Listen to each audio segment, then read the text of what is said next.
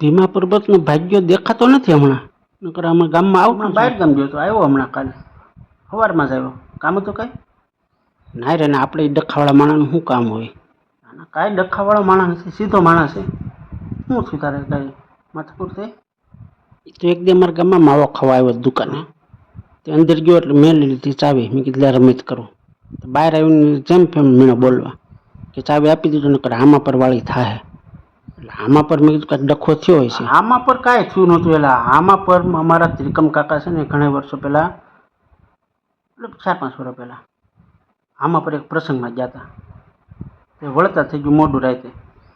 Motorcycle લઈને આવતા હતા ને 1.5-2 કિલોમીટર હાલ્યા ને ગાડી પડી ગઈ બંધ. પછી બહુ કીકું મારી પણ ગાડી ઉપડી નહીં. પછી રાતે ગાડી દોરતા આવ્યા ને ઘેર આવી ગયા. એટલે ત્યાંથી અમારા ગામમાં કહેવત પડી ગઈ છે, કોઈની ગાડી આ રીતે અધવશ્ય બંધ થઈ જાય કે દોરીને જવું પડે ને એટલે એમ કે આમાં પરવાળી થઈ મારે એમ. અરે ભગવાન, મને તો આમાં પર વાળે એટલે હું હારું વાંગડ લાગે છે. ના સીધો માણસ એટલે ચાવી ન દઈ તેને દોરીને આવવું પડે ને એવું સમજી ગયો વાત.